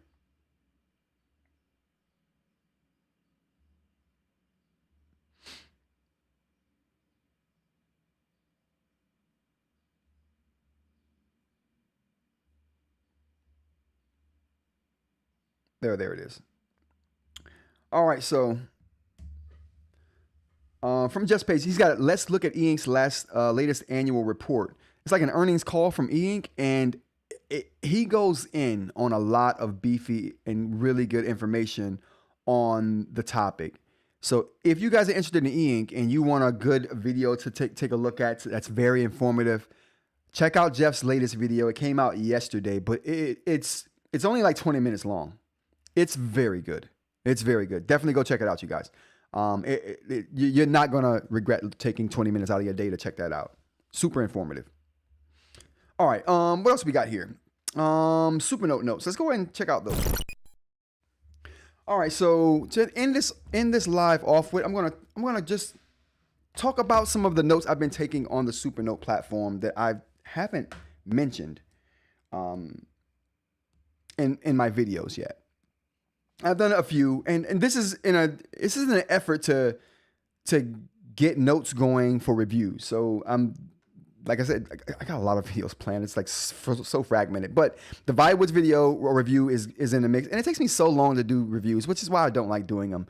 They take so much time for me. It's like, and I don't think I know how to do reviews, to be honest with you, but people like my reviews and they want me to do more of them. So in an effort to do more of those, I'm trying to go over notes and revisit these things and try to formulate how I think a review should go. If you've liked my reviews, I'm winging it. I'm like, I don't even know how a review should go. I'm a dude who just likes talking about tech. I use it and talk about it. But reviews aren't really my forte. I'm terrible at it, in my opinion, but people seem to like them, so I want to do more of them. But anyway, I'm going to go over some of the Supernote notes that I've taken about the operating system as a whole. Not really specific to one particular device, the Nomad or Manta, just operating system stuff. So let's go ahead and go into it. Let's talk about keywords. I've been saying this for a long time, though. I think keywords should have their own. All right, so I'm going to show this here on the Nomad. Oh boy. Oh, let's try to get the Nomad here. Oh, there we go. Perfect. All right, so keywords. I'm going to demonstrate this as I'm talking about it. Now, I've been saying this. Ooh, whoa, no, let's not use that pen. I've been saying this for a while now about keywords on the Supernote platform. I feel like keywords should be. I feel like keywords should be highlighted, or highlighting should mark a keyword. So let me give you an example. So right now I'm going to write a sentence.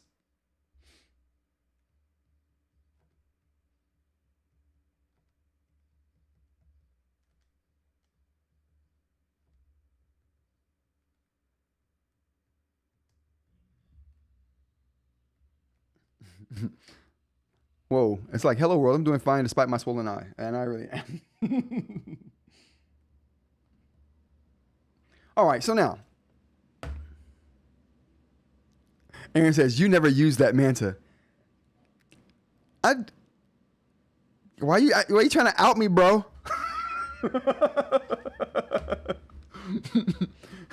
Why are you trying to out me, bro? So I have a sentence. Hello world, I'm doing fine despite my swollen eye. Now, I think this sentence is about I. Okay? This is my problem with using keywords on the Supernote platform. You have to select it. Well, you can. There's a few ways to use keywords on the Supernote platform. They all are bothersome to me. Okay? And I'm gonna do it the way that I know how, and then I'll talk crap about it.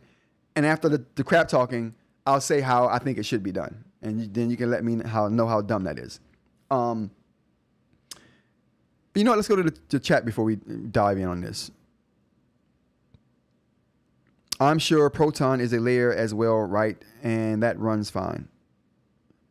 Proton is a layer.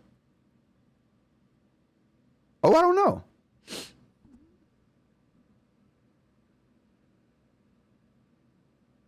Metal is Proton for Mac. I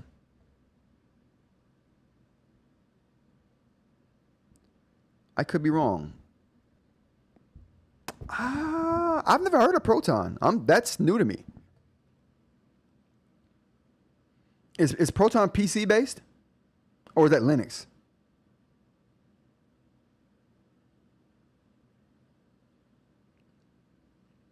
Yeah, I've never used Proton.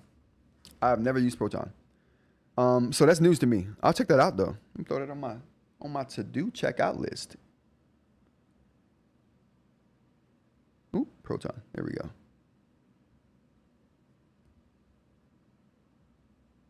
Yeah, I don't like virtual environments.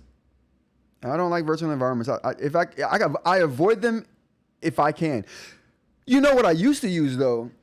And you know what? It makes me so mad that this isn't an option anymore. Let's get big for a second. You know what I used to use though, that I'm so mad that this is not an option? Boot Camp. Apple, when there was Intel Macs in the world, Apple would allow you to install Windows alongside OS 10 on MacBook Pros. I mean, any Mac, but I've always had MacBook Pros. I don't think I've ever owned an actual Mac. I did own a Mac Mini at one point in my life, though. Yeah, that thing was pretty cool. But Boot Camp would allow you to install Windows alongside OS 10. And every time you boot it up, it would allow you to pick which operating system you wanted to open up, whether OS 10 or Windows. Oh my God. The MacBook Pro became the best Windows machine on the planet. Like, the best on the planet. Like, like in those days, we're talking 2009, 2010. Back in those days, everyone was saying the best PC is a Mac because boot camp. It was so great.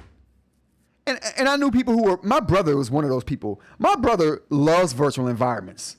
He's a virtual environment attendee. Like, bro, why? He would tell me he's using a virtual environment. I'm like, why? What's going on? Anyway, let's go back to this.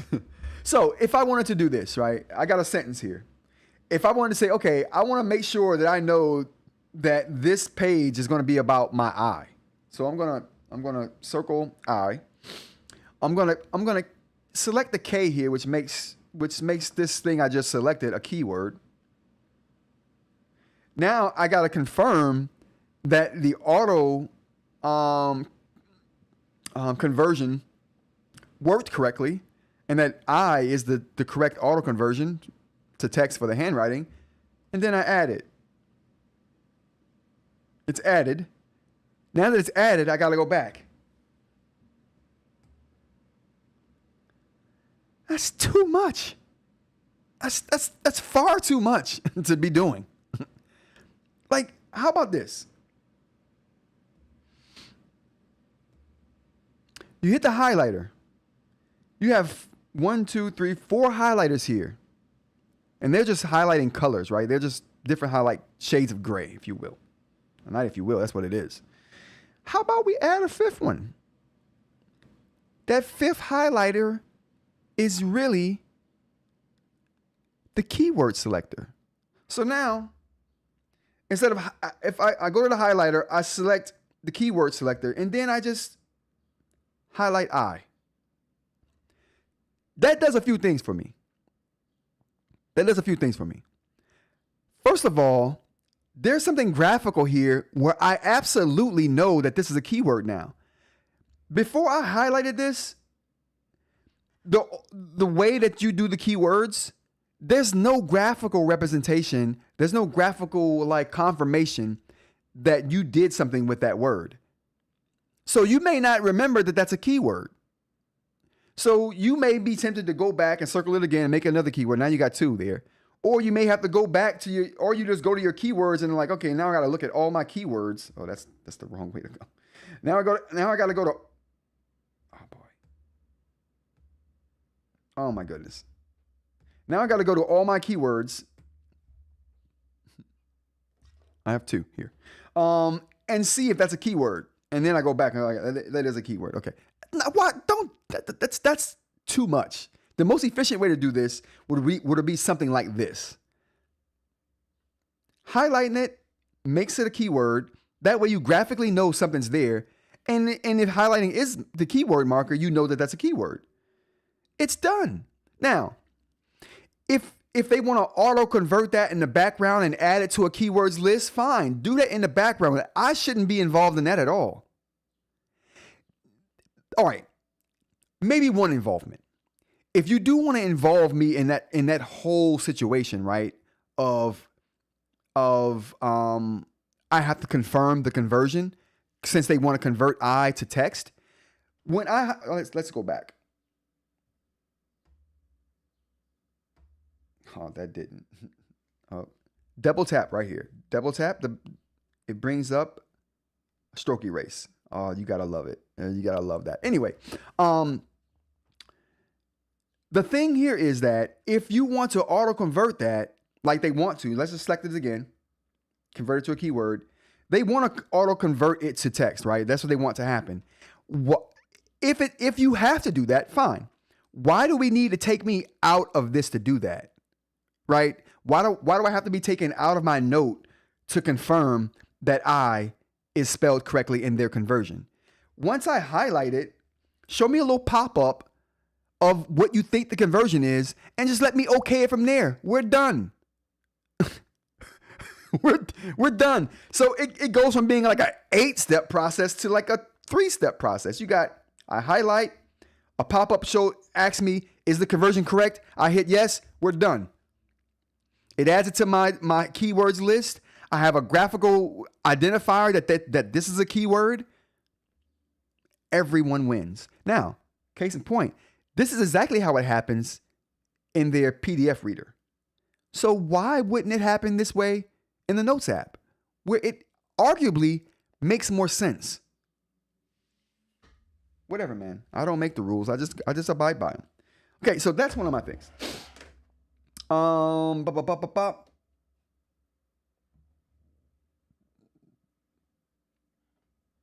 Okay, screen is too active, needs a stylus only mode. Now, the handwriting or the palm rejection on the Supernote platform to me has gotten really good lately. Like, it might be the best right now for palm rejection. Onyx, the worst. Remarkable, probably second worst. But Supernote, probably the best with palm rejection. So they've gotten better with this over time. But I do wish that they would allow you to have a pen-only input mode, where it's right here, you can cut out certain gestures, but it doesn't stop all gestures. I want everything to stop. I want there to be no question about palm rejection, just how I have it on my Boox products. I turn the touch off on all of them so that it only accepts pen. Now, I get myself into trouble because Onyx is not smart enough or intuitive enough to realize that if you put an option like no touch, people might use it, and you might have to implement ways that people can use tools that they normally would have to use with touch. They might want to develop ways for people to use those tools with just their pen because they have the option to turn touch off.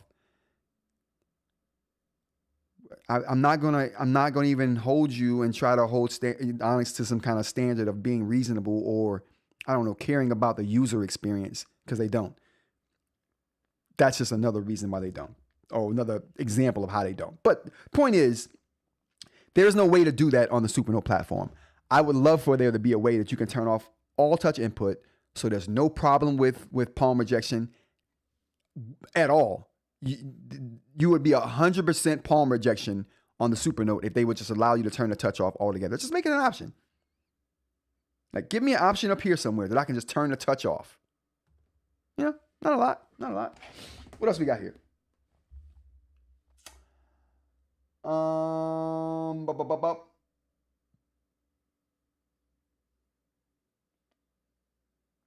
I said this a lot of times, and I'll say it here again too. Manipulation of text and things on screen is the most snappiest. It's probably the most snappy of any device I've tested. It's so far and above everything else, nothing even comes close. Case in point, let's just select this. Instant. I can move it around. I can circle this thing around. Like, everything's happening almost instant here. Like, I'm not waiting for anything. And if I need fine movement, if I need fine controls, if I just want to move it just a little bit, I can move it just a little bit. So precisely. There's no other, like, I'm going to give you an example of all these other ones right now. Let's take a look at the Remarkable and how it handles it. I think we've done this a few times, and we're going to do it again.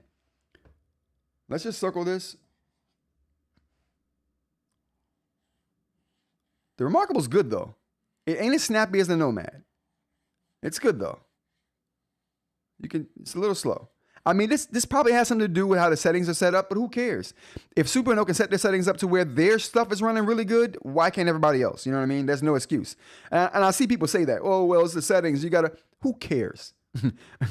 You can't even change the settings on the Supernote, but yet they know what settings should have speed and which ones shouldn't.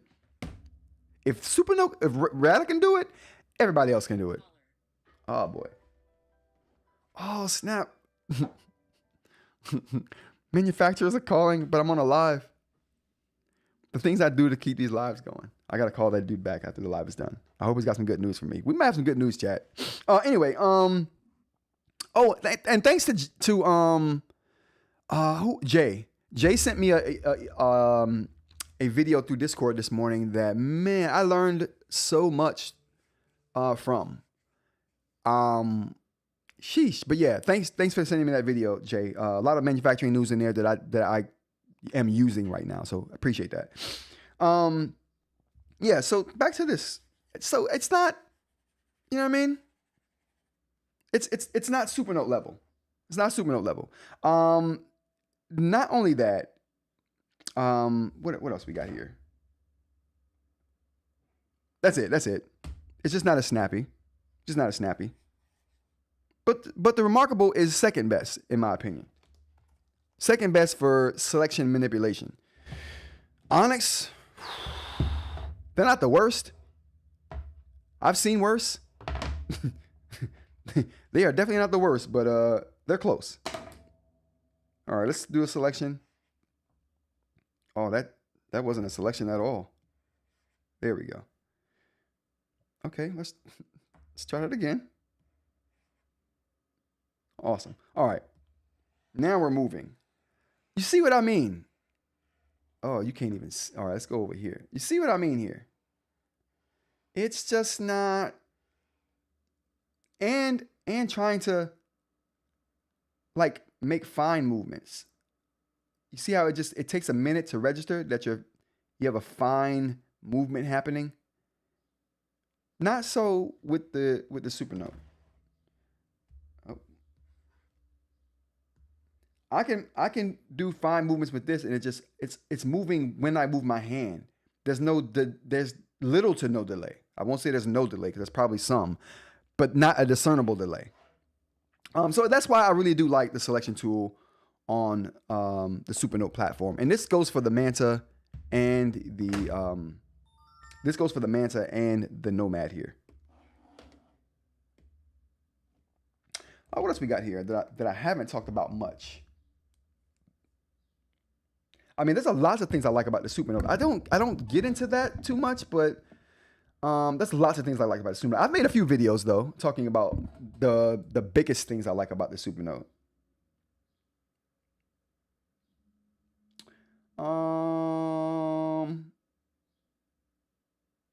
While resizing, you can't shorten or flatten the length of the element independent of the height. They only move together. All right, so this is about the Supernote. This is about the selection tool as well. So this is one of the things I do praise Onyx about with their selection tool, and that's not going to do. This is one of the things I do praise Onyx about on theirs because they do a really good job of this. Whoa. There we go. All right, so I'm not going to do that.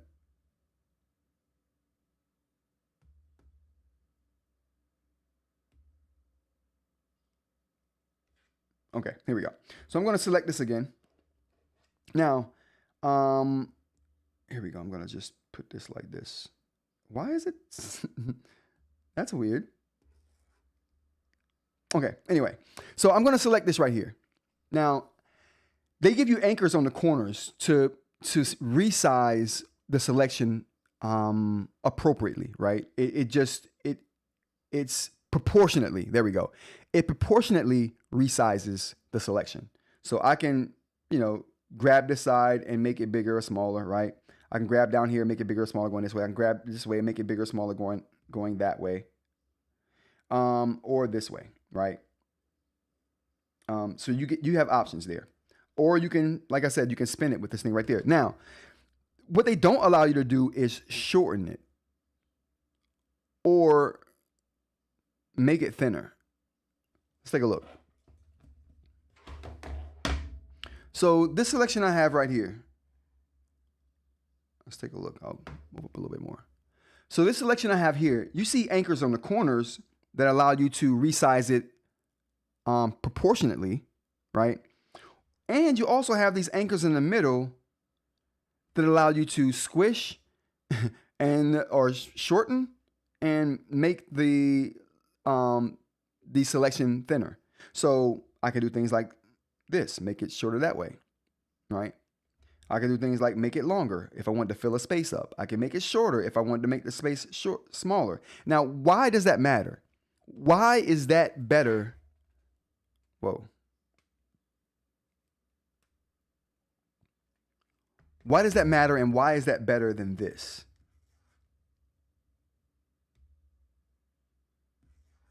That bar. It's better than that because of this reason right here. Now, say, let's go back out here. Let's just say, I have a piece of text I want to put in a certain spot. So this right here.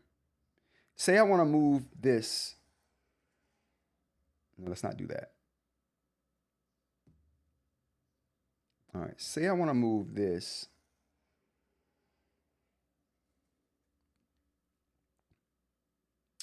I want to move that and put it down here. But I want it to still have or still fit the line width that I have set right here that I'm writing with, right? I'm writing on each line right here. Now, if I only have these anchors right here, like what we have here, if I make this small, you see it doesn't match the lines anymore, right? It made it smaller, and I can fit it down here, right? But it doesn't match the lines.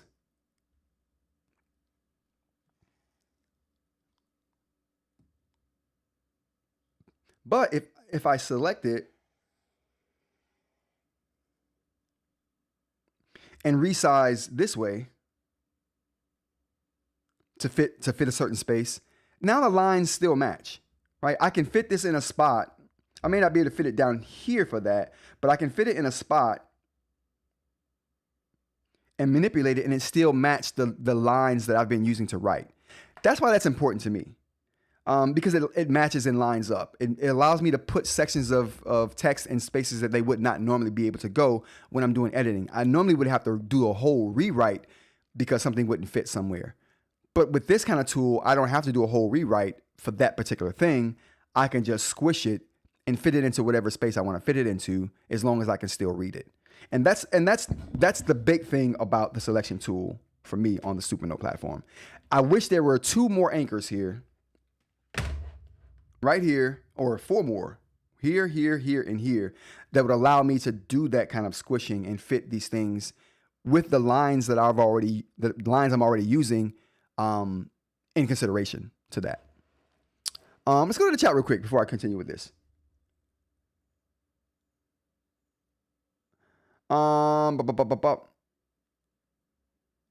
Finally, Supernote slander. No. Well, I mean, Supernote gets slander all the time. Overnight, my name's Rod. I want pasta for dinner tonight and a convenient world. Guess what, sir? You get one, not both. That's going to be some good stuff tonight that I'm going to make. I'm going to take that recipe. I'm going to do that. That's going to be awesome. I mean, it's a little thing, right? It's a little thing. But when I'm trying to manipulate text, that's a big thing. That's a really big thing. Let me delete all of these changes so I don't mess up my document here. That's a little thing, but it's a big thing. When you're me and you use these things so much, it gets cumbersome. It gets cumbersome. What else we got here? Oh, the UI. I talk about the UI here. I talk about the UI in comparison to other manufacturers like Onyx. And I'm not going to beat up Onyx on that front. I feel bad about beating up Onyx on that front, so we won't do that today. We'll continue the Apple slander, or not the Apple slander, the Supernote slander on another live. I feel like I've been going on that manipulation tool too long. Although I do like it. The manipulation tool is good. It's quick. It just, it's probably the best manipulation tool that eInk has to offer. I mean, you know what though? I can't say that. Because Onyx has tools with their manipulation tool that are better than the Supernote. And parts of Supernote's manipulation tool is better than Onyx. I won't even throw, I can't even throw Remarkable into this conversation, because theirs is good, but it's not terrible, and it's not doing anything terribly crazy good. So it's like, it's okay. It's serviceable. It's totally serviceable. All right, you guys, that's going to be at the end of the check. Oh, 2 hours. Jeez. How did I go for 2 hours? That didn't even seem like a 2 hour day. It was supposed to be a 1 hour day. Probably should have had a 1 hour day. Thank you guys for checking in on me today. I really appreciate it. Thanks for being here. We're gonna talk more about the Supernote stuff throughout the week. I have the video for the USI and eInk thing coming. Just me talking about a couple things on that front. Should be pretty cool. Should be pretty cool. I hope you guys join me for it. And we'll talk about that too when the video comes out. Yeah, thanks you guys for joining me. And also, like if you haven't liked already, you guys. If you're here to the end, throw a like in there. And if you're not subscribed and you're here to the end, you might as well subscribe. You might as well subscribe. All right, everyone. Thank you for coming. And thanks for joining the live show Monday, Wednesday, Friday from 10 a.m. to kind of whenever. We do it on Saturday evenings as well, 7 p.m. to kind of whenever who can't join through the week. And till next time, everyone, take care.